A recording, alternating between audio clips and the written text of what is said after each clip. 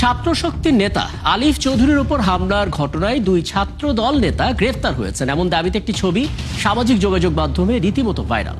ব্যাপক আলোচনা সমালোচনা হলো, এরপর জানা গেল পুরো দাবিটাই মিথ্যা। মূলত ব্রাহ্মণবাড়িয়ার একটা ভিন্ন ঘটনা ঘটেছিল, তার একটা ছবি ব্যবহার করে এই বিভ্রান্তি নতুন করে ছড়িয়ে দেওয়া হয়েছে। একইভাবে এই আহত ছাত্র নেতাকে নাকি জামাতের আমির 10 লাখ টাকা সহায়তা দিয়েছেন এমন খবরও ছড়িয়েছে। সেটা যাচাই করা হলো, তারপর দেখা গেল এটাও মিথ্যা তথ্য। শুধু তাই না, এক যুবলীগ কর্মীকে বিএনপি কর্মীরা আগুনে পুড়িয়ে হত্যা করেছে এমন মিথ্যা দাবির পোস্টও 10 লক্ষের বেশি বার দেখা হয়েছে। চলুন দর্শক, শুরুতে আমরা কয়েকটা ফ্যাক্ট চেক দেখে নিই, তারপর আলাপে যাব। হবিগঞ্জে এনসিপির কর্মসূচিতে আহত ছাত্র শক্তির নেতা আলিফ চৌধুরীর উপর হামলার দায়ে দুই ছাত্রদল নেতাকে গ্রেফতার করা হয়েছে এমন দাবিকে ঘিরে সামাজিক যোগাযোগ মাধ্যমে তুমুল বিতর্ক শুরু হয়। তবে রিউমার স্ক্যানের টিমের অনুসন্ধানে দেখা যায় প্রচারিত ছবিটি সাম্প্রতিক ঘটনার নয়। এটি গত 18 জুন ব্রাহ্মণবাড়িয়ায় নিষিদ্ধ আওয়ামী লীগ ও ছাত্রলীগের দুই নেতাকে গ্রেফতারের পুরনো ছবি। ওদিকে আলিফকে জামায়াতের আমির 10 লাখ টাকা সহায়তা দিয়েছেন। সামাজিক যোগাযোগ মাধ্যমে এমন একটি দাবিতে একটি এআই দিয়ে তৈরি ছবি প্রচার করা হয়েছে। তবে এমন দাবির কোনো বাস্তব ভিত্তি নেই। মূলত হাসপাতালে আলিফকে দেখতে গিয়েছিলেন কয়েকজন ব্যক্তি, তবে প্রচারিত ছবিতে জামায়াতের আমিরকে যুক্ত করে বিভ্রান্তিকরভাবে উপস্থাপন করা হয়েছে। ফলে আলিফকে জামায়াতের 10 লাখ টাকা সহায়তার দাবিটি যেমন মিথ্যা, তেমনি দাবির সমর্থনে প্রচারিত ছবিগুলো এআই দিয়ে তৈরি ও বিভ্রান্তিকর। আবার ভোলায় যুবলীগ কর্মীকে বিএনপি কর্মীরা আগুনে পুড়িয়ে হত্যা করেছে এমন দাবিতে একটি ভিডিও সামাজিক যোগাযোগ মাধ্যমে ব্যাপকভাবে উত্তেজনা ছড়ায়।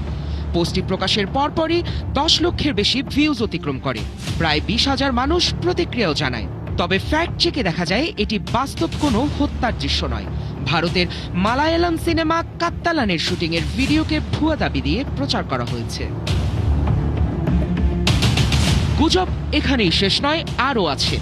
গত 28 জুলাই হবিগঞ্জে এনসিপির জুলাই পদযাত্রাকে ঘিরে লাখো মানুষের সমাগম হয়েছে দাবিতে একটি ভিডিও সামাজিক যোগাযোগ মাধ্যমে ছড়িয়ে পড়ে। কিন্তু ভিডিওটি হবিগঞ্জের নয়, এটি গত 10 জুলাই নোয়াখালীতে এনসিপির জুলাই পদযাত্রা ও শোডাউনের পুরনো ভিডিও। দর্শক, আজকের অপতথ্যগুলো যাচাই করতে গিয়ে দেখা গেল সামাজিক যোগাযোগ মাধ্যমে বিভ্রান্তি ছড়াতে ধারাবাহিকভাবে প্রচার করা হচ্ছে নানা গুজব। যথারীতি রাজনৈতিক অস্থিরতা তৈরি করতেই ছড়ানো হচ্ছে অধিকাংশ গুজব। নানান অভিনব কৌশলে ছড়ানো এসব গুজবের ফাঁদে না পড়তে সচেতন থাকার পরামর্শ বিশ্লেষকদের। শায়ক দাস, ৭১। দেখে নিলাম আমরা প্রতিবেদনটা, এবং আগে তো জানিয়েছি আমাদের সঙ্গে ঠিক এই মুহূর্তে যুক্ত আছে সিনিয়র সাংবাদিক মারুফ মল্লিক। সরাসরি আলাপে যেতে চাই। মারুফ মল্লিক, আপনাকে আমন্ত্রণ জানাচ্ছি, ধন্যবাদ জানাচ্ছি সময়টা দিচ্ছেন, এবং এই আয়োজনে আপনি আগেও যুক্ত হয়েছেন। বিভিন্নভাবে আসলে অপতথ্যগুলো বিশ্লেষণ করার আমরা চেষ্টা করি, কিন্তু একটা প্যাটার্ন আপনার চোখে পড়ছে কিনা যে এখন আসলে অপতথ্য ছড়ানোর জন্য বিশেষ একটা উপলক্ষও খুব কাজে আসে। অর্থাৎ যখন হবিগঞ্জে কোনো গন্ডগোল হলো, সাথে সাথে সেটা নিয়ে আমরা বুঝতেই পারছিলাম যে ঘটনাটা ঘটেছে, অপতথ্য আসবে। আমরা দেখেছি বিভিন্ন ঈদ, পূজা, পার্বণ যাই ঘটুক না কেন, সেটা মাথায় রেখেও কিন্তু অপতথ্যগুলো হয়। আমরা যখন প্যাটার্ন বুঝে যাই, আমরা যখন ধরন বুঝে যাই, আমরা যখন বুঝে যাই যে ঘটনার প্রেক্ষিতে এটা ছড়াবে, তাহলে কেন সামাল দিতে পারি না আসলে? জি, ধন্যবাদ আমাকে এই অনুষ্ঠানে যুক্ত করবার জন্য। আসলে সামাল দেওয়ার যে প্রশ্নটি আসছে, এটা তো আসলে ধরেন সোশ্যাল মিডিয়া বা এই ধরনের যে ক্ষেত্রগুলো আছে, আমরা যেটাকে বলি পাবলিক স্ফিয়ার, যেইখানে আপনার পাবলিক সরাসরি ইনফরমেশন ডিসেমিনেট করে বা শেয়ার করে, তো সেই জায়গাটায় আসলে কন্ট্রোল আপনি সামাল দেওয়াটা একটু খুব একটা সহজ বিষয় না, যদি না ধরেন আপনার ওই ধরনের লিটারেসি রেট হাই না হয়, পার্টিকুলারলি মিডিয়া লিটারেসি আমরা যেটা বলি। এখন ধরেন হবিগঞ্জে যে ঘটনাটা ঘটলো বা বিভিন্ন সময় যে একটা উপলক্ষ আসে, পূজা, ঈদ, পার্বণ, আপনি দেখবেন গণহারে হচ্ছে গিয়ে যে এইরকম ভুয়া ছবি, ভুয়া ভিডিও বা ভুয়া ইনফরমেশন ছড়িয়ে পড়ে। তো সেই জায়গায় অবশ্যই আপনার একটা আইনের প্রয়োগ করতে হবে, আমাদের সরকারকে সচেষ্ট থাকতে হবে যে এই ধরনের এই ভুয়া তথ্য বা ভুয়া ছবি যারা দিবে তাদের বিরুদ্ধে দ্রুত ব্যবস্থা নিতে হবে। এখন আপনি বলতে পারেন পশ্চিমা বিশ্বেও তো সোশ্যাল মিডিয়া আছে, ওইখানে কি এরকম ভুয়া তথ্য বা গুজব ছড়ানো হয়? আমি বলবো না, কারণ সেখানে একটা আইনের সুষ্ঠু প্রয়োগ আছে। জি, আমাদের দেশেও যদি একটা ভালো শক্তিশালী আইন করা যায় যে যারা ভুয়া তথ্য দিবে, ভুয়া ইনফরমেশন ছড়াবে, তাদের বিরুদ্ধে খুব দ্রুত ব্যবস্থা নেওয়া হবে। এবং কিন্তু এই ক্ষেত্রে আমাদের মনে রাখতে হবে নিরীহ সাধারণ কেউ যেন এটার আবার শিকার না হয়, এই আইনের যেন অপব্যবহার না হয়। আচ্ছা মারুফ মল্লিক, আমি আইন নিয়ে আলাদা করে আপনার কাছে জানার চেষ্টা করবো এবং আমার পরিকল্পনা আছে বিরতির পর ফিরে এসে শুধুমাত্র আইন নিয়েই আমরা একটু আলাপ করব। তার আগে একটা জিনিস বলবেন, আপনি দেখতে পাচ্ছেন রাজনীতিবিদ রাজনৈতিক দলগুলোকে টার্গেট করে গুজব ছড়াচ্ছে, নিশ্চিতভাবে এটা অন্য পক্ষ এটা ছড়াচ্ছে, কিন্তু আমার প্রশ্ন হলো রাজনৈতিক দলগুলো তো বড়, তাদের তৃণমূল পর্যায়ে কর্মীরা আছে, তারা কি দায়িত্ব নিতে পারে না পাবলিক অ্যাওয়ারনেসের? না, এখন তৃণমূলের নেতা কর্মীরা কি পাবলিক সচেতন করার দায়িত্ব নিবে? ওনারা নিজেরাই তো গুজবের সঙ্গে জড়িত। আমি নিজেই গুজবের শিকার হয়েছি, অপতথ্যের শিকার হয়েছি, এরকম আমার মতো অনেক মানুষ হচ্ছে। এখন কারা করছে এই দলের? আপনি যদি বাংলাদেশের এই গুজব প্রচারণার বা অপতথ্য প্রচারের ট্রেন্ড ফলো করেন বা অ্যানালাইসিস করেন, আমার কাছে যেটা মনে হয় যে আমি বলবো যে এটা দলগুলোর সিদ্ধান্তে খুব পরিকল্পিতভাবে গুজব ছড়ানো হয়। এগুলো কোনো বিচ্ছিন্ন ঘটনা না, এগুলো তাদের রাজনৈতিক কৌশলের অংশ।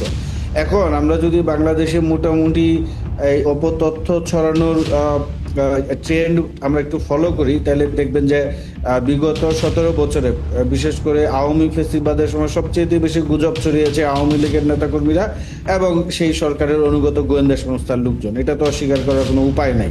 আমরা নানা ধরনের গুজব দেখেছি। এই মুহূর্তে যদি আমরা বলি পাশাপাশি আমার মনে হয় সুনির্দিষ্ট কয়েকটি রাজনৈতিক দল এরা গুজবে এগিয়ে আছে এবং তারা কিন্তু ওই আওয়ামী লীগের ধারাবাহিকতাই ফলো করছে। এখন এই যে একটা গুজব ছড়ানো হয়েছে যে হবিগঞ্জের ঘটনায় যে একটি ছেলে আহত হয়েছে, তার চোখ ক্ষতিগ্রস্ত হয়েছে বা নষ্ট হয়ে গিয়েছে, গুরুতর আহত সে, তাকে দেখতে গিয়েছেন যে আমাদের আমির এবং 10 লক্ষ টাকা তিনি অনুদান দিয়েছেন। এই জামাত কি এই ঘটনার কোনো প্রতিবাদ করেছে বা তারা কি কোনো প্রেস রিলিজ দিয়ে বলেছে যে এটা ফেক, আমরা যাইনি বা আমাদের কেউ যায়নি? তারা কিন্তু বলে নাই, আমি যতটুকু জানি। তার দলের পক্ষ থেকে এই ধরনের কথা বলা হয় নাই। এখন কেন বলে নাই? কারণ তারা এটার একটা সুবিধা নিচ্ছে। এইরকম প্রচারণার, এইরকম সুবিধা নেওয়ার প্রচারণা তো আমরা জানি যে নির্বাচনের সময় যদিও তারা বারবার বিষয়টি অস্বীকার করেছে, কিন্তু বাস্তবতা হচ্ছে যে তারা জান্নাতের টিকিট বিক্রি করেছে। মানে তারা লোকজনকে গিয়ে বলেছে যে আমাদের ভোট দিলে আপনারা খুব সহজেই জান্নাতে যেতে পারবেন, যেহেতু আমরা ইসলামপন্থী দল, আমরা ইসলাম কায়েম করবো বা এরকম একটা অবস্থা। তা এই দলগুলো যখন ব্যবস্থা নেয় না, তখন তো জনমনে সন্দেহ জাগতে পারে এবং সেই সন্দেহ আরো পোক্ত হবে যে আমাদের পক্ষ থেকে এই গুজব ছড়ানো হয়েছে। একদম একটা বিষয় কি আপনার চোখে পড়েছে মারুফ মল্লিক? মানে আমরা যেটা হয় এই আয়োজনে ফ্যাক্ট চেক করার জন্য river scanner, fact watch, broom Bangladesh, এরকম কিছু বাংলা ফ্যাক্ট ইদানিং আমরা ব্যবহার করছি, সেখান থেকে আমরা নিজেরাও ফ্যাক্ট চেক করে থাকি। মুশকিল হচ্ছে সাম্প্রতিক সময়ে কয়েকটি ফ্যাক্ট চেকিং প্ল্যাটফর্ম তৈরি হয়েছে যারা অপতথ্যটাকে আবার জায়েজ করার চেষ্টা করে। তেমনটা আপনার চোখে পড়েছে কিনা? হ্যাঁ, আমার চোখে পড়েছে। এটা খুব একটা ইন্টারেস্টিং, যেই পার্টিকুলার গোষ্ঠী আপনার অপতথ্য প্রচার করছে তাদেরই একশো আবার সেই অপপ্রচার বা গুজব থেকে বলতেছে এটা সত্য। সবসময় আবার সত্য বলে না, মানে তাদের পক্ষে নেগেটিভ তৈরি করার জন্য যা বলার তাই বলে। অপতথ্যকে কখনো সত্য বলবে, আবার কিছু কিছু সময় ওই দলেরই সুনির্দিষ্ট ওই দলেরই অপতথ্যকে তারা অপতথ্য বলে প্রচার করবে। এটা তারা করে সাধারণত এক ধরনের জনমনে আস্থা অর্জনের জন্য। এখন আপনি যদি মিডিয়া গভর্নেন্সের জায়গা থেকে বা মিডিয়া ম্যানেজমেন্টের জায়গা থেকে বিষয়টা বিশ্লেষণ করেন এবং ওইখানে আপনার হচ্ছে যে এজেন্ডা সেটিং এবং প্রপাগান্ডা এবং ওপিনিয়ন, পাবলিক ওপিনিয়ন বিল্ডিং এর যে প্রসেসটা, যে মেথডটা সেখানে পড়ানো হয়, সেখানে কিন্তু এটা আছে যে আপনি কিভাবে ম্যানিপুলেট করবেন তথ্যকে। আপনি প্রথমে ধরেন আমি আপনার বিরুদ্ধেই মাঠে নামছি, তাহলে এখন কি করতে হবে? আপনার বিপক্ষে কিছু কথা বলবো, আবার আমি আপনার পক্ষেও কথা বলে জনমনে আমি একটা ধারণা দেওয়ার চেষ্টা করবো যে ওটা নিউট্রাল। তো এইরকম কিন্তু ধরুন আমি একটা জিনিস ফলো করেছি, আপনার সঙ্গে আমার হয়তো কথা হচ্ছে, আপনি আমাকে বোঝানোর জন্য একটা পরিসংখ্যান দিলেন, সেই পরিসংখ্যানে আপনি হয়তো সংখ্যা 1 লক্ষের জায়গায় আপনি হয়তো ভুলে একটু কম বলে ফেলেছেন। তখন ওরা বললো যে মারুফ মল্লিক অনিয়ারে কিছু ভুল তথ্য দিলেন, অর্থাৎ অপতথ্য ছড়ালেন। ব্যাপারটা তো এরকম। হ্যাঁ, এরকম ধরেন হয় কি, স্পেকুলেশন আপনি যখন করবেন, আমরা সাধারণত এই ধরনের জায়গায় যখন কথা বলি, এখানে কিন্তু আমাদের ম্যাক্সিমাম থাকে হাইপোথেটিক্যাল কথাবার্তা এবং স্পেকুলেটিভ ধারণা নিয়ে আমরা কথা বলি। এখন এইখানে আপনি যখন বলবেন যে বাংলাদেশ 1971 সালে 16 ডিসেম্বর স্বাধীন হয়েছে, এরকম হিস্টোরিক্যাল ইভেন্টে ভুল করা যাবে না, বা 1952 সালের 21শে ফেব্রুয়ারি আমাদের ভাষার আন্দোলন হয়েছে। এখন এইখানে আপনার কথাই কিন্তু দেখা গেছে যে আপনি ওই একটু উল্টাপাল্টা বলে ফেলতে পারেন। আপনি কখনো বললেন 1971 না বলে বলে ফেললেন 1972 হিস্টোরিক্যাল ইভেন্টে নাম্বারের এদিক সেদিক হতে পারে, তখন ওইটাকে ধরে তারা যে মানে আমি বলবো যে ম্যাসিভ প্রপাগান্ডা চালায়। তবে হ্যাঁ, আমাদের এই নাম্বার বা ফিগার বলার ক্ষেত্রে আমরা যখন পাবলিক স্পিয়ারে কথা বলবো, এখন দুইটা আলোচনা আছে। একটা হচ্ছে যে ধরেন আমরা যখন গণমাধ্যমে সুনির্দিষ্টভাবে গিয়ে কথা বলি, তখন কিন্তু আমাদের এইসব ফ্যাক্ট এন্ড ফিগার অ্যাকুরেট হওয়া উচিত। কিন্তু এটা যেহেতু কথাগত, আমরা কোনো ওই ধরনের মানে এটা গবেষণা কর্ম না, তো এখানে একটা জেনারেল আলোচনা হয়, এখানে স্পেকুলেশন আসবে, আমি যেটা বললাম হাইপোথেটিক্যাল কথাবার্তা হবে।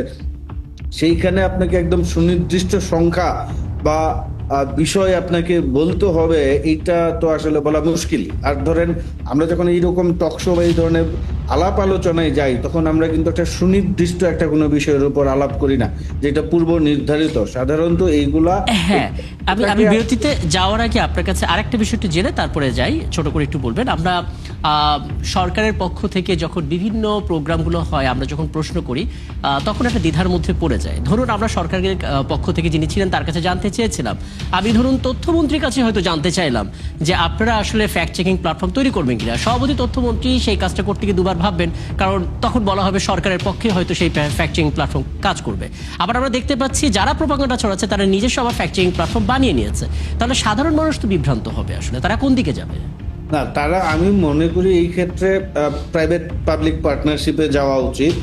ধরেন বাইরে ফ্যাক্ট চেকিং কোম্পানিগুলো, ধরেন রয়টার্সের নিজস্ব ফ্যাক্ট চেকিং একটা প্রতিষ্ঠান আছে, বা এএফপির আছে, বা ধরেন আপনার এপির আছে, গার্ডিয়ানের আছে। এইরকম আমাদের দেশে যারা মেইন স্ট্রিম মিডিয়া বা লিডিং মিডিয়া যারা আছে, তাদের যদি ফ্যাক্ট চেকিং এর একটা পার্টিকুলার উইং থাকে, এবং তারা যদি ধরেন একটা ঘটনার পরে যদি এই জিনিসটা বলে যে এই জিনিসটা যে ছড়ানো হয়েছে এটা ঠিক না, সোশ্যাল মিডিয়া এটা ছড়িয়ে গিয়েছে, এটা অপতথ্য বা ভুল তথ্য, দিজ আর দি ফ্যাক্টস, তখন কিন্তু মানুষ অপেক্ষাকৃত এই ধরনের প্রাইভেট খাত থেকে বা বেসরকারি খাত থেকে, আবার সেই বেসরকারি খাতটা হচ্ছে অলরেডি রিকগনাইজড ইনস্টিটিউশন, আমি যেটা বললাম রয়টার্সের বা আপনার এএফপির, এরকম বাংলাদেশে যারা লিডিং মিডিয়া আছে, তারাও যদি এই ফ্যাক্ট চেকিংটা করে, তাহলে সেটা জনমনে বেশি আস্থা তৈরি করবে। আবার এরা যে করবে, এরা কিন্তু সরকারের নিয়ন্ত্রণের বাইরে না। ধরেন আপনার 71 টিভি যদি ফ্যাক্ট চেকের একটা সেকশন খুলে বা ডিপার্টমেন্ট এবং প্রতিদিন যদি ফ্যাক্ট চেক করে আমাদেরকে তথ্য দেয়, এখন কোনো কারণে যদি আমাদেরকে ম্যানিপুলেট করার চেষ্টা করা হয় 71 টিভি তো সরকারের কাছ থেকে লাইসেন্স নিয়েছে, সরকার তখন তার উপর বিরুদ্ধে কিন্তু ব্যবস্থা নেওয়ার সুযোগ পাবে। তো সেই জায়গায় আমি মনে করি সরকারের নিয়ন্ত্রণে যদি ফ্যাক্ট চেকিং করা হয়, ডেফিনেটলি সেটা আমি অস্বীকার করব না, এগুলো সরকারের পক্ষে যেতে পারে এবং জনগণের মধ্যে এক ধরনের অবিশ্বাস কাজ করবে, কারণ সরকারি প্রপাগান্ডা টুল বা সরকারি রেডিও টেলিভিশন এগুলো আসলে সরকারের পক্ষেই বলবে। আমাদের সরকারি অর্থায়নে হলেই সবাই মনে করবে এটা সরকারের প্রভাবে মধ্যে আছে। আমি একটা বিরতিতে যাব, তার আগে একটু মনে করিয়ে দিই আপনি যে আমাদের গণতন্ত্র আসলে ওই অবস্থায় যায় নাই যে সরকার যে তথ্যটা আমাদেরকে দিবে মানুষ বিনা দ্বিধায় সেটা বিশ্বাস করবে। এই অবস্থা থেকে বেরিয়ে আসার জন্য সরকারের উদ্যোগের পাশাপাশি আমি যেটা বললাম বেসরকারি উদ্যোগ দরকার। একদম। মারুফুল, বিরতিতে যাওয়ার আগে একটা প্রশ্ন করে যায় আপনার কাছে, আমার মনে পড়ে আপনি জাতীয়তাবাদী আইসিটি ফোরামের পক্ষ থেকে একটা আয়োজন ছিল, সেই আয়োজনে আমিও ছিলাম। সেখানে তথ্যমন্ত্রী ছিলেন এবং তথ্যমন্ত্রী আপনাদের কাছে বলেছিলেন অপতথ্যের বিপরীতে সঠিক তথ্য তুলে ধরার জন্য একটা অ্যাকশন প্ল্যানের কথা। মারুফুল, অ্যাকশন প্ল্যান একটু জানতে চাই। আসলে তথ্যমন্ত্রী আপনাদেরকে বলেছিলেন এই সংকট উত্তরণের জন্য কিছু অ্যাকশন প্ল্যানের কথা, একটু আইডিয়া দেবেন? আমরা হচ্ছে অলরেডি এই কর্ম পরিকল্পনাটি তৈরি করেছি এবং আমরা আশা করি যে আগামী সপ্তাহেই তথ্যমন্ত্রীর কাছে এটা আমরা হস্তান্তর করতে পারবো আমাদের জাতীয়তাবাদী আইসিটি ফোরামের পক্ষ থেকে। আর আমরা এই জায়গাটায় যেটা করেছি, আমাদের একটা খুব দক্ষ একটি দল এই পরিকল্পনাটি তৈরি করেছে। এখানে যেমন পলিসি অ্যানালাইসিস বা সরকারের পলিসি নিয়ে যারা কাজ করেন এরকম লোকজনও আছেন, পাশাপাশি ধরেন টেকনিক্যাল জায়গা থেকে যাদের নলেজ আছে এবং এই বিষয়গুলোর সঙ্গে সম্পৃক্ত এরকম লোকজনও আছেন। আমাদের সঙ্গে বুয়েটের এক্সপার্ট আছেন, রুয়েটের এক্সপার্ট আছেন, কানাডার থেকে কম্পিউটার সায়েন্স এবং টেকনোলজি নিয়ে পড়াশোনা করা একজন ভদ্রলোক আছেন। তো আমরা মোটামুটি একটা ভালো দক্ষ টিম দিয়ে এই পরিকল্পনাটি তৈরি করার চেষ্টা করেছি।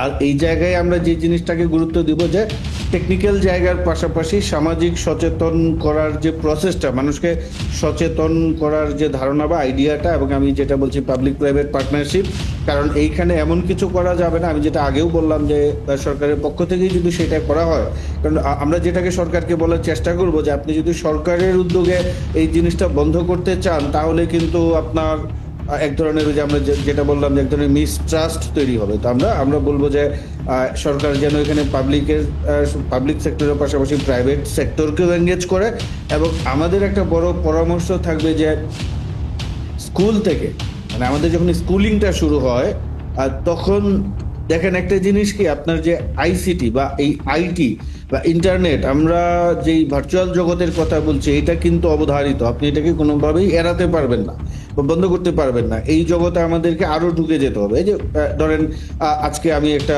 ভালো একটা সংবাদ দেখলাম যে সরকার উদ্যোগ নিয়েছে যে যাদের ইন্টারনেটের ডাটা থাকবে না, তারা ইন্টারনেট ডাটা না থাকার পরেও ইন্টারনেট অন করে তারা নগদের অপারেশনটা অ্যাপটা চালাতে পারবেন বা ব্যাংকিং অ্যাপস গুলো তারা চালাতে পারবেন। তো তার মানে আমি যেটা বলতে চাচ্ছি যে আপনাকে এটাতে ঢুকতেই হবে। তো এইটাকে যদি আপনি ঢুকতে চান, তাহলে এটার অ্যাবিউজও থাকবে, এই যে আমরা যেটা কোনো অপতথ্য বা ফ্যাক্ট চেকিং নিয়ে কথা বলছি। এই জায়গায় আমি শুরুতে যেটা বলেছিলাম মিডিয়া লিটারেসির কথা, এইটা যদি আমরা স্কুলিং এর শুরু থেকে বাচ্চাদেরকে শিখাতে পারি, আসলে তুমি কোন তথ্যটা নিবা বা নিবা না, বা কোনো একটা তথ্য গ্রহণ করার আগে এর প্রতিক্রিয়ায় তুমি অ্যাক্টিভ হবা কি ইনঅ্যাক্টিভ থাকবা, এটার যে একটা টাইম ফ্রেম থাকবে, সেটা যেন সে একটু মাথায় একদম, মানে রাখে। খুব ছোটবেলা থেকে ডিজিটাল লিটারেসি দিয়ে তাদেরকে অভিজ্ঞ করে ডিজিটাল তোলা। লিটারেসি দেখাতে হবে, এবং ছোট থেকে যদি আমরা ওদেরকে এডুকেট করতে পারি যে সোশ্যাল মিডিয়ায় কোনো তথ্য দেখার সঙ্গে সঙ্গেই ঝাঁপিয়ে পড়া যাবে না। একদম। আমার হাতে আর মিনিট দুয়েক সময় আছে, 2 মিনিটের মধ্যে একটা সমাধান আপনার কাছ থেকে খুঁজতে চাই। আমরা দেখতে পাচ্ছি এখন এই সময়ের মধ্যে সবচেয়ে বড় মাথা ব্যথার একটা হচ্ছে ক্রস বর্ডার গুজব, অর্থাৎ বাইরে থেকে বসে ফেসবুকে যাদেরকে আমরা দেখি যে ভীষণ রকমের ব্লগার কিংবা অ্যাক্টিভিস্ট, তারা সেখানে বসে দেশ এবং অর্থনীতি নানা কিছু নিয়ে গুজব ছড়াচ্ছে। এই মানুষগুলোকে আমরা চিনি, তাদেরকে নিয়েও আমরা হয়তো কথা বলি, সমাধান তো পাই না, কি বলবেন? আর সমাধান হচ্ছে আপনার প্রপাগান্ডার বিপরীতে কাউন্টার প্রপাগান্ডা তৈরি করতে হবে, কারণ এইখানে যে আপনার মানে টেকনিক্যাল যে জটিলতাটা, জি। সেটা হচ্ছে যে আপনি এখন বাক স্বাধীনতায় কতটুকু হরণ করছেন। আমরা গতকালও কথা বলেছি যে রাজনৈতিক যে গালিগালাজ শুরু হয়েছে, এটার বিরুদ্ধে আসলে আপনি কি ধরনের ব্যবস্থা নেবেন, কারণ আপনি যদি খুব বেশি শক্ত ব্যবস্থা নেন, তখন আবার বলা শুরু করবে যে আপনি বাক স্বাধীনতা হরণ করছেন, রাজনৈতিক অধিকার হরণ করছেন। তো সেই জায়গায় আপনাকে করতে হবে যে আপনার বিরুদ্ধে যে প্রপাগান্ডাটা হবে সেটাকে ডিবাঙ্ক করতে হবে সঙ্গে সঙ্গে।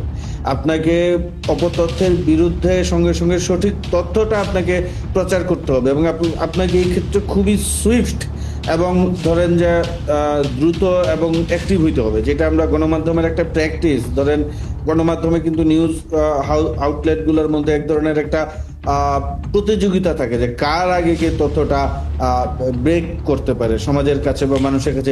আচ্ছা, আমি এখানে আলাপটা থামাই এবং আপনাকে অনেক ধন্যবাদ মারুফ মল্লিক, আপনি ছিলেন আমাদের সঙ্গে। এই ছিল আজকের আয়োজনে। আগামীকাল ঠিক দেখা হবে ফেক নিউজ স্ক্যানারে নতুন কোনো বিষয় নিয়ে। থাকবেন আমাদের সঙ্গে।